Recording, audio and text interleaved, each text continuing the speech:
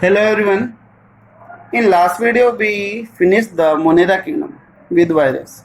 ठीक है, वैसे तो वायरस को मोनेरा किंगडम में इंक्लूड नहीं करते, बट हमने वहाँ पर ये वायरस टॉपिक भी पढ़ लिया था, तो कंप्लीट हो चुका है। उसके बाद में जो हमारा नेक्स्ट टॉपिक रहेगा दैट इज फंजाई। ठीक है, अभी जो हम नेक्स्ट किंगडम पढ़ने वाले that is fungi.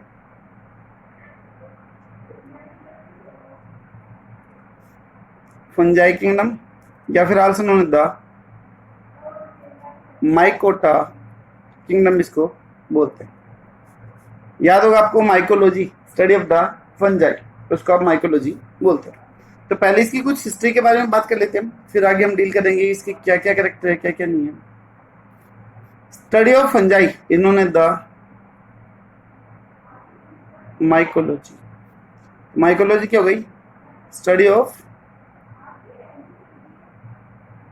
Fungi. Fungi की स्टडी को माइकोलॉजी बोला गया।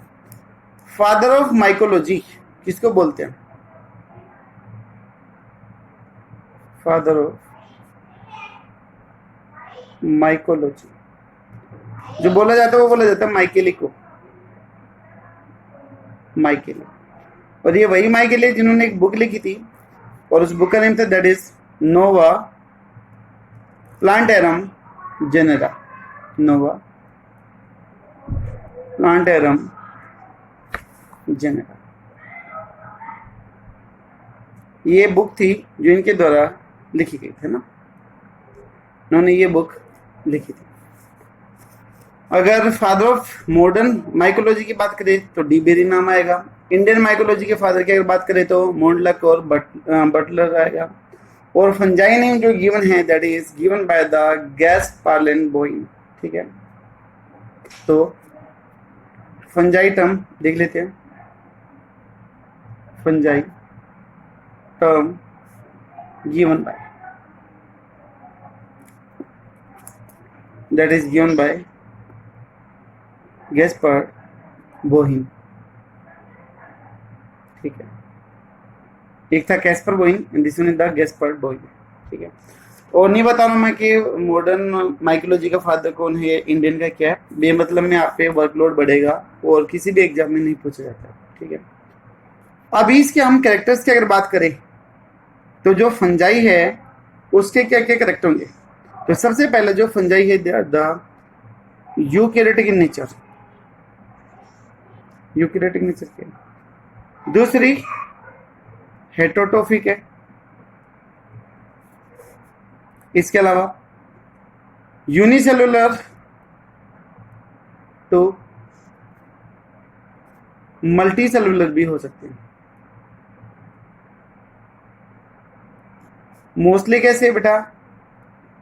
मल्टी सेलुलर नेचर के। यूनिसेलुलर में किस किस का नाम आ जाता है? तो नाम आ जाता है ईस्ट एंड सिंटैक्टिम का। ये दो एक्सेप्शन है जो यूनिसेलुलर है, बाकी सारे कैसे होंगे? मल्टी सेलुलर होंगे। ठीक है, उसके अलावा सेल वॉल प्रेजेंट होगी। किसके बने होगी? मेनली काइटिन की बनी होगी, जिसको आप फंगल सेलुलोज बोलते हो, और कुछ के केस में सेलुलोज की भी हो सकती है, बट मोस्टली में किसकी होगी? काइटिन की होगी। ठीक है, इसके अलावा रिप्रोडक्शन की अगर बात करें तो एसेक्सुअल और सेक्सुअल दोनों होंगे। क्लोरोप्लास्ट के इसके केस में एब्सेंट है, तो यहाँ पर न्यूट्रिशन कैसे होगा? हेटेरोट्रोफी नेचर का होगा। ठीक है, तो यहाँ पर हम देख सकते हैं कि क्लोरोप्लास्ट एब्सेंट है,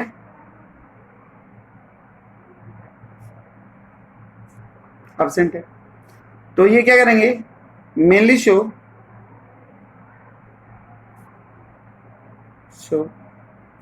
सेप्रोफिटिक। सेप्रोफिटिक का मतलब जो डेड और रोटन बॉडी से अपना खाना ले उसको आप सेप्रोफिटिक बोलते हो। And parasitic nutrition. इनके अलावा जो फंगस है वो सिम्बायोटिक एसोसिएशन भी शो करती है। ठीक है, तो fungi also show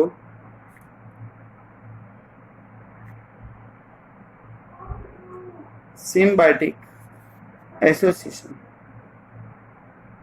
symbiotic association की फॉर्मेशन करेगी। तो इसमें एग्जांपल आ जाएगा लाइकन एंड माइकोराइजा। लाइकन और माइकोराइजा ये दो एग्जांपल है जो हम डिटेल से पढ़े, ठीक है। इसके अलावा अगर हम हैबिटेट की बात करेंगे तो इसमें बहुत ज़्यादा डाइवर्सिटी है हैबिटेट के अंदर, काफ़ी जगह पर मिलेगा। उसको हम थोड़ा सा लास्ट में देखते हैं, पहले वो और कुछ बातें डील करते हैं। फंगल का जो सबसे छोटा जो बेसिक यूनिट है दैट इज द हाइफी, और तब हाइफी ग्रुप में जोड़ते हैं तो क्या बन जाता है, माइसिलियम बन जाता है, ठीक है। तो स्मॉलेस्ट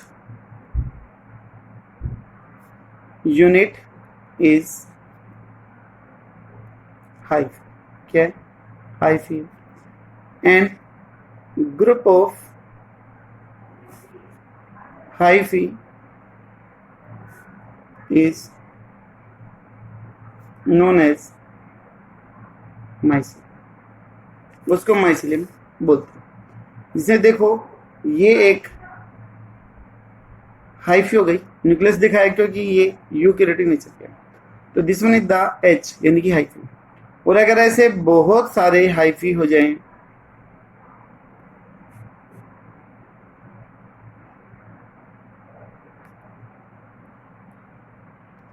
तो अब जो ये ग्रुप बन गया, ये जो फंजाई बन गई, that is known as the mycelium.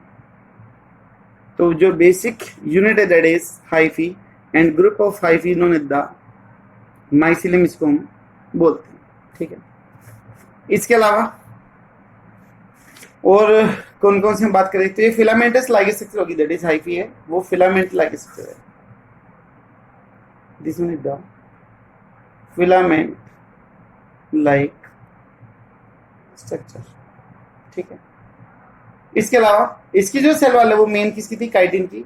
Chitin के अलावा वहां पर प्रोटीन, लिपिड और सेलुलोज के कंपोनेंट भी क्या होंगे, प्रेजेंट होंगे, ठीक है।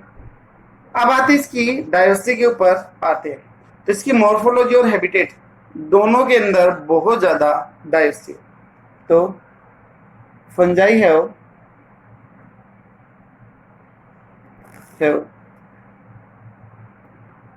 great diversity in morphology and habitat। उसकी मॉर्फोलॉजी और हैबिटेट में बहुत ज़्यादा डिफरेंस होगा, बहुत ज़्यादा अंतर होगा, वो हमें यहाँ पर देखना है, ठीक है। इवन बोलते हैं कि जो फंगस है वो हर कहीं पे मिल जाती है, ठीक है। तो कोई भी चीज जो हर कहीं पे मिल जाए उसके लिए एक टर्म यूज होती है दैट इज द कॉस्मोपोलिटन, ठीक है। कॉस्मोपोलिटन का मतलब होता है सर्वव्यापी, उसको हम बोलते हैं, ठीक है। तो एक टर्म लिख रहा हूं मैं, फंजाई, एफ के ऊपर ऐसे सर्कल दैट इज फंजाई। तो fungi is cosmopolitan,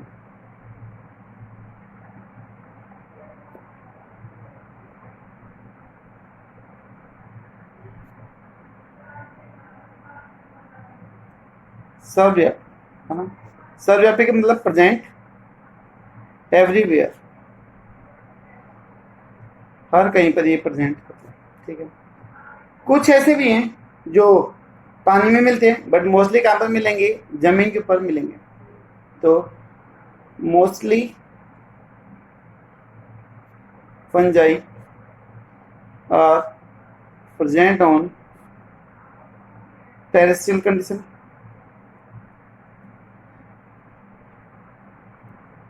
and few are present in water। तो कुछ किस में मिलेंगे, पानी के अंदर भी मिलेंगे, ठीक है। कहाँ कहाँ पर मिल सकते हैं ये, उनके रिलेटेड कुछ टर्म्स हैं जो हम देख लेते हैं। तो देखिए कौन कौन सी टर्म है। अगर ये मान लो ट्री बार पे मिले, सॉरी TREE, ट्री बार के ऊपर मिले तो क्या बोला जाए। अगर ये डंग के ऊपर ग्रो करे तो क्या बोले। अगर वुड पे ग्रो करे लकड़ी के ऊपर ग्रो करे तो क्या बोले? अगर ब्रंट वुड है, जली हुई लकड़ी है, तो क्या बोले? वहां पर भी ग्रो कर सकती है। Hair, Thorne, sorry whole, nail वगैरह इन पे ग्रो कर जाए तो क्या बोला जाए? तो ये लगभग हर इन कंडीशन के ऊपर ग्रो कर सकते हैं। वैसे तो और भी बहुत सारी कंडीशन है जहां पर ये ग्रो कर सकती है, बट ये वो टर्म है जो हमारे सिलेबस के अंदर यूज करी हुई है, इनके रिगार्डिंग क्वेश्चन पूछ लिए जाते हैं।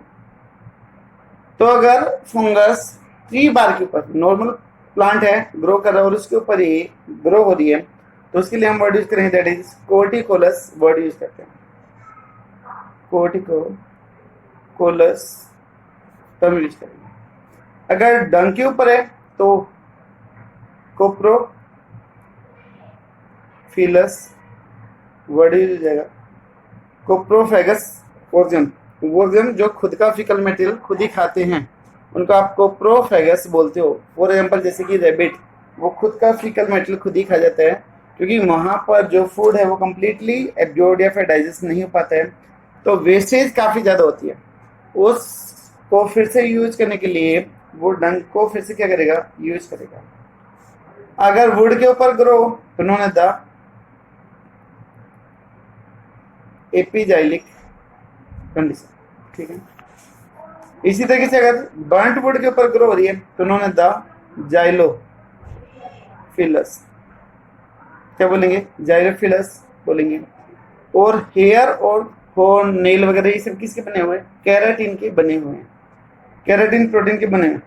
तो उसके लिए हम टर्म यूज करेंगे, that is the keratinophilous word use करेंगे, ठीक है। केराटिनोफिलस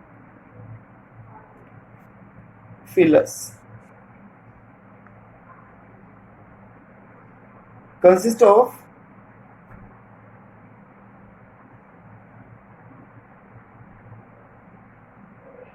केराटिन प्रोटीन। हमारे नेल, हेयर, जानवर के हॉर्न, सींग, हूफ, खुर, है ना, वो सभी किसके बने होते हैं? एक ही प्रोटीन के बने होते हैं, that is the keratin protein की बने, ठीक है। न्यूट्रिशन की भी हमने बात करी थी कि जो मोस्ट कॉमन न्यूट्रिशन उसमें वो कौन सा है? Parasitic nutrition, sorry saprophytic nutrition है। लेकिन इसके अलावा और कौन कौन से न्यूट्रिशन है वो भी हम यहाँ पर बात कर लें। तो देखो जो सबसे मेन है वो कौन सा है? सेप्रोफिटिक है। इसमें वो डेड या रोटन बॉडी से खाना लेगा, ठीक है। तो जो डाइजेस्टिव एंजाइम वो बाहर रिलीज करे जाएंगे, फूड को डाइजेस्ट करके जो लिक्विड फूड है उसको क्या करा जाएगा? एब्जॉर्ब करा जाएगा। पैरासिटिक न्यूट्रिशन, तो ये डिजीज कोज करने के लिए, बीमारी कोज करने के लिए भी क्या होगा? हेल्पफुल होगा, बीमारी भी कर सकते हैं। एक फेमस है that is the ring worm, ठीक है, जिसको आप दाग बोलते हो, वो भी फंगस की ग्रो वजह से होता है। और last I that is the symbiotic, जिसमें ये लोअर और हायर ऑर्गन के साथ भी एसोसिएट हो सकते हैं, ठीक है। तो यहाँ पर हम बात कर लेते हैं किसका? न्यूट्रिशन के बारे में बात कर लेते हैं।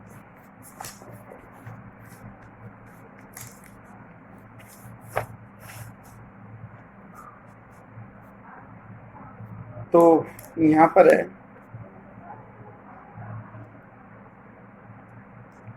न्यूट्रिशन, और फंगस में न्यूट्रिशन कैसे? That is heterotrophic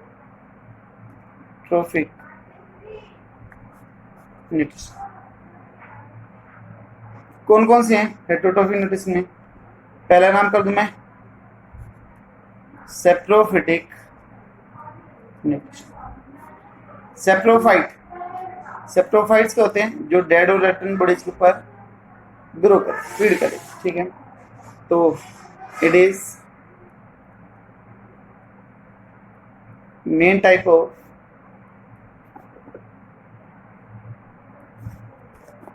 nutrition in fungi. Fungi में मेन टाइप का जो nutrition that is the saprophytic, ठीक है, जिसमें डेड और रोटन बॉडीज के ऊपर ग्रो करेंगे, ठीक है। तो fungi grow on dead and rotten bodies, जो गली सड़ी चीज है वो उसके ऊपर फीड करेंगे। डाइजेशन कैसा होगा? एक्सटर्नल जो एंजाइम है वो सेल के बाहर जाके काम करती है, तो डाइजेशन इज एक्सटर्नल, ठीक है। और उसके बाद में फिर जो लिक्विड फूड होगा वो एब्जॉर्ब करा जाएगा, एंड देन पिनोसिटिक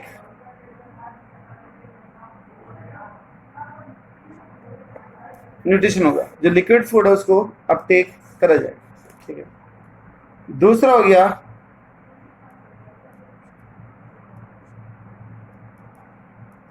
पैरासिटिक। पैरासिटिक में एक्ट एज पैथोजन, यानी कि ये छोटे साइज होके बड़े साइज वाले के ऊपर भी ग्रो कर सकते हैं, उसको बीमार भी कर सकते हैं। तो जो डिजीज कोज करे उसको हम पैथोजन बोलते हैं। तो कोज डिजीज, फॉर एग्जाम्पल आ जाएगा जैसे कि आपका रिंग बॉम, एथलीट फुट है वो भी इसका एग्जाम्पल आ जाता है। अस्थमेटिक जो डिसऑर्डर है वो भी फंगल स्पोर की वजह से हो जाती है, ठीक है। लास्ट वन है दैट इज जो हम पढ़ते हैं, दैट इज सिम्बायोटिक एसोसिएशन।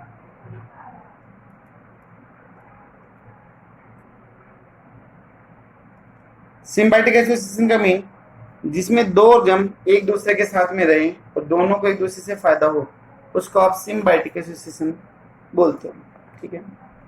तो अगर ये एल्गी के साथ में एसोसिएट हो तो क्या बोलेंगे, और जो हायर प्लांट है अगर उनके साथ में हो तो क्या बोले। कई बार आपको एल्गी की जगह पर लोअर प्लांट भी दे सकती है, तो बात एक ही रही है ना, क्योंकि जो एल्गी प्लांट के नाम से रिलेट करती है, तो लोअर प्लांट भी इसको बोल सकते हैं। तो अगर फंजाई एल्गी के साथ में एसोसिएट हो जाए तो that is known as the lichen, तो उस एसोसिएशन को हम क्या बोलेंगे, लाइकन बोलते हैं। अगर हायर प्लांट के साथ में हो जाए तो known as the mycorrhiza या फिर माइकोराइजल एसोसिएशन बोलते हैं, ठीक है। तो ये हो गया सिम्बायोटिक एसोसिएशन, यहाँ पर हमने देखा। सिम्बायोटिक एसोसिएशन में दोनों को एक दूसरे से फायदा होगा, ठीक है, दोनों एक दूसरे के साथ में रहेंगे और दोनों को एक दूसरे से फायदा होता है। क्या क्या फायदा होगा वो हम बाद में देखेंगे, ठीक है। अभी सिर्फ हम यहाँ पर इसी की बात करते हैं। और क्या बेसिक चीजें हैं फंगस के बारे में वो चीज देख लेते हैं।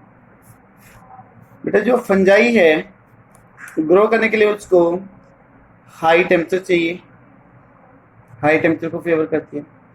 इसके अलावा मॉइस्ट कंडीशन होनी चाहिए, ठीक है, एयर में नमी होनी चाहिए, और ये एसिडिक सॉइल के ऊपर इजीली ग्रो हो जाती है।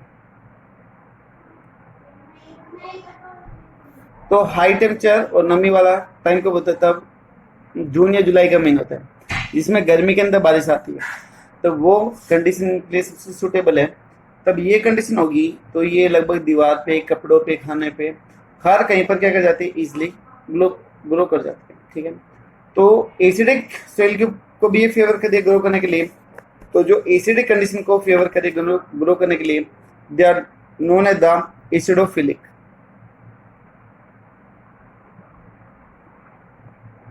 आपको एसिडोफिलिक टर्म भी मिल जाए।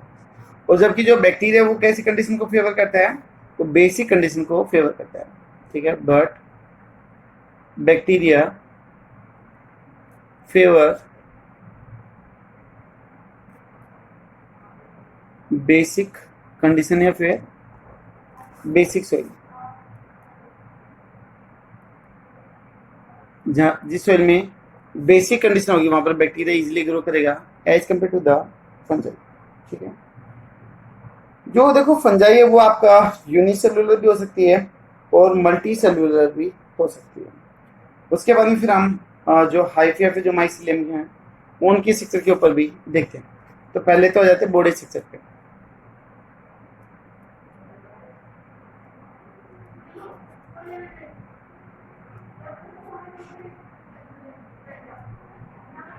अगर बॉडी स्ट्रक्चर की बात करें तो यूनिसेलुलर भी हो सकते हैं,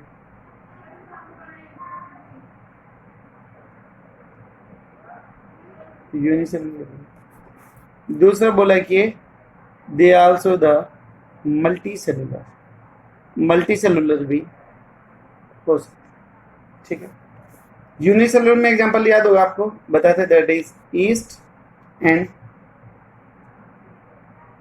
सिंट्राइकम, ये दो नाम थे। और मल्टी सेलुलर में तो बहुत सारी हाइफी होंगी जो आपस में जुड़ के मल्टी सेलुलर की फॉर्मेशन करेगी, ठीक है। तो माइसीलियम इधर प्रेजेंट होगा। और बेटा जो ये टिश्यू होगा माइसीलियम का, वो टाइटली पैक्ड होके लोज टिश्यू रहेगा, यानी कि लोज टिश्यू अरेंजमेंट इधर प्रेजेंट, ठीक है। अब जो हाइफी या फिर जो माइसीलियम जो यूज हो रहे हैं वो किस टाइप के हैं, उनके बीच में वाल है या फिर नहीं है, वो हम यहाँ पर देख लेते हैं। तो नेक्स्ट वन है that is types of mycelium या फिर हाइफी। टाइप्स ऑफ माइसीलियम या फिर हाइफी, जिससे वो बनी है वो किस टाइप की। हो सकता है कि उसके अंदर वाल ना हो बीच में कोई भी, तो उसको हम बोल देंगे एसेप्टेट कंडीशन बोल देंगे, एसेप्टेट माइसीलियम। सेप्टा का मतलब होता है वाल, SEPTA, सेप्टा का मीन होता है वाल, दीवार। अगर दीवार नहीं है बीच में तो आ गया एसेप्टेट कंडीशन आ गया, ठीक है। दूसरा, अगर वहां पर वाल आ गई है, ठीक है, तो उसको हम क्या बोल देंगे, सेप्टेट माइसीलियम बोल देंगे। तो second one is the septate mycelium. तो देखिएगा इधर एक एक करके इसको समझते हैं। सेप्टेट माइसीलियम के केस में, सॉरी एसेप्टेट के केस में, ये कोई भी माइसीलियम है, इसके अंदर बहुत सारे न्यूक्लियस हैं बट सभी कंटिन्यूस है, ठीक है। मल्टी न्यूक्लिएट कंडीशन है, सिंटाइकम कंडीशन इधर, ठीक है। बीच में कोई भी वाल नहीं है, तो इधर सेप्टा या फिर वाल क्या है, एब्सेंट, ठीक है। जो पार्टीशन था वो क्या होगा, इधर एब्सेंट है भाई, जो अलग होना था, तो पार्टीशन एब्सेंट है।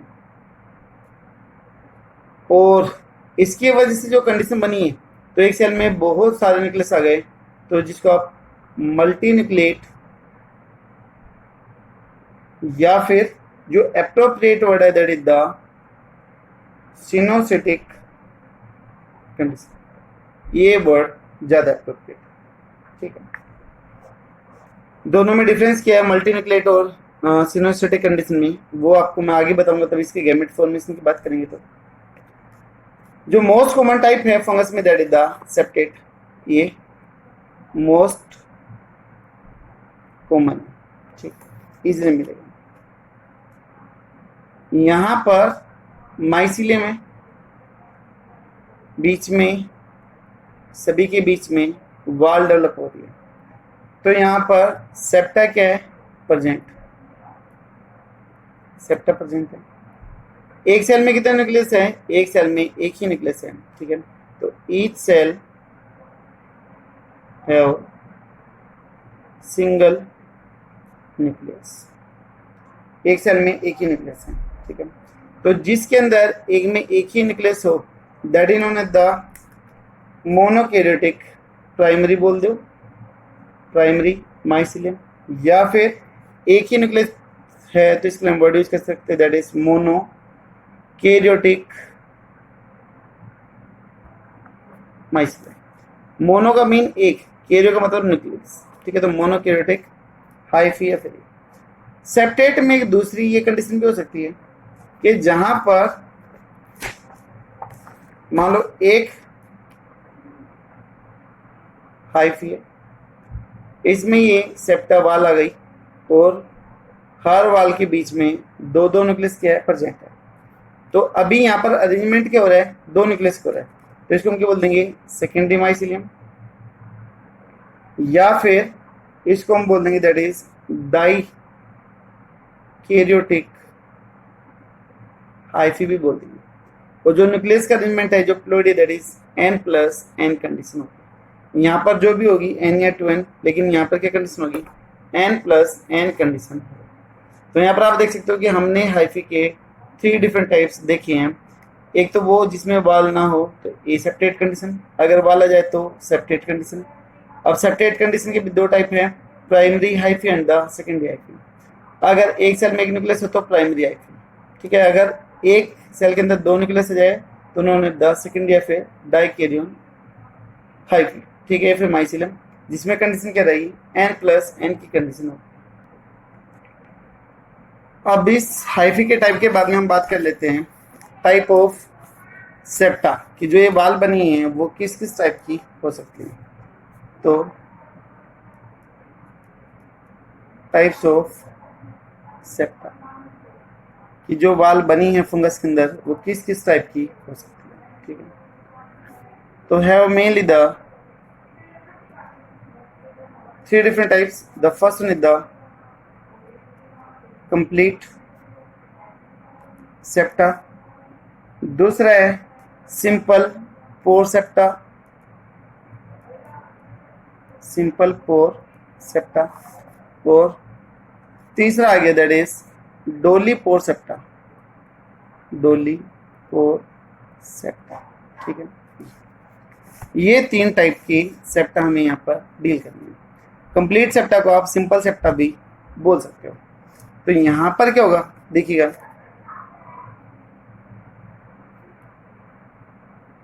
ऐसे हो गई, इसके बीच में जो वाल है जो सेप्टा वो कंटिन्यूस है, ठीक है।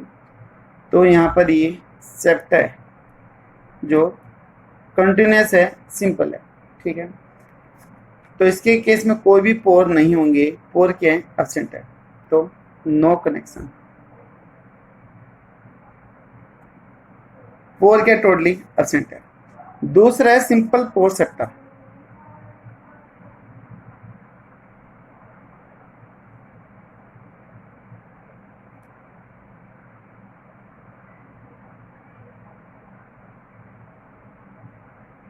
ये इसके बीच में आपको दिखाई दे रहा होगा कि पोर है, ठीक है। ऐसे छोटे छोटे पोर होंगे, मैं एक ही दिखा रहा हूँ। तो 2 सेल आपस में जुड़ी हुई है by the pore, that is known the simple pore septa. और यहाँ पर कुछ छोटे छोटे मोलिक्यूल्स होंगे जिसको हम वोरोनिन बॉडीज बोलते हैं। तो नोन द वोरोनिन बॉडीज, इन पोर के अंदर वोरोनिन बॉडीज प्रेजेंट होंगे। जो वोरोनिन बॉडी, जब एक साइंटिस्ट था, रशियन बोटेनिस्ट था, जिसने इसको ऑब्जर्व किया था, उसका सरनेम वोरोनिन था, ठीक है। कहाँ से ड्राइव हुआ है, दैट इज पर ऑक्सीसोम ड्राइव्ड है। ये जो स्ट्रक्चर बनती है वो पर ऑक्सीसोम से बनी है। मेनली किस क्लास में प्रेजेंट होगी, प्रेजेंट इन एस्कोमाइस्टिस, यानी कि जो सिंपल सेप्टा है, सॉरी सिंपल पोर सेप्टा है, that is character of the Ascomycetes class of fungi, ठीक है। और ये जो वोरोनिन बॉडीज वाली जो पोर हैं, they behave as plug for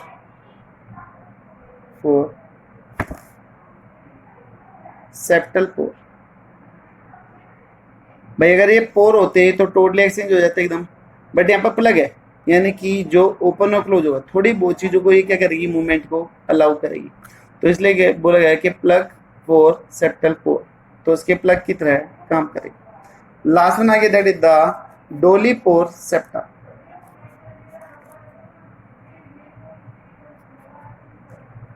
इसके केस में देखिए कि जो एंड पार्ट रहेगा वो क्या हो गया, स्वेलन हो गया, ठीक है। इसी तरीके से इधर भी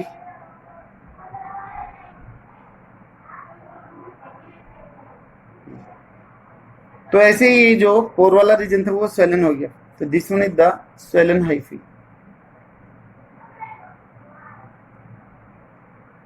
स्वेलन हाइफी हो गई है, ठीक है।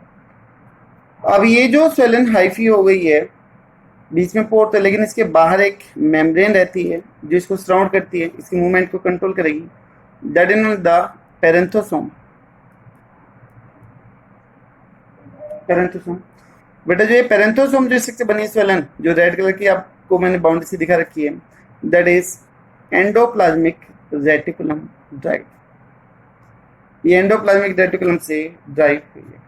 तो ये थी आपकी 3 डिफरेंट टाइप ऑफ सेप्टा। ठीक है, कौन कौन सी थी आपकी? कंप्लीट या फिर सिंपल सेप्टा, दूसरी है सिंपल पोर सेप्टा, तीसरी आ गई दैट इज द डोली पोर सेप्टा। ठीक है, तो बेटा नेक्स्ट वीडियो में हम बात करेंगे अबाउट इट्स क्लासेस, जो इसकी 5 डिफरेंट क्लासेज है, ओमाइस्टिस, जाइगोमाइस्टिस, ड्यूटोमाइस्टिस, एस्कोमाइस्टिस एंड द बेसिडियोमाइस्टिस, उसके बारे में हम बात करेंगे। आई थिंक शायद आपको फंगस का जो बेसिक है वो क्लियर हुआ होगा। ठीक है, अभी जो छोटे छोटे पॉइंट बीच में आते रहेंगे वो भी हम डिस्कस करते रहेंगे। ठीक है, तो अच्छे से मन लगा के पढ़ेगा। जो भी आपके डाउट है कमेंट बॉक्स में जरूर लिखिएगा। आपको वीडियो अच्छी लगी है, खराब लगी, वो भी जरूर मेंशन करिएगा। और अगर आपको अच्छी लगती है तो आप अपने फ्रेंड्स या फिर नॉन को भी शेयर कर सकते हो, ताकि उसको भी कुछ बेनिफिट मिले। ठीक है, तो thank you so much, have a good day.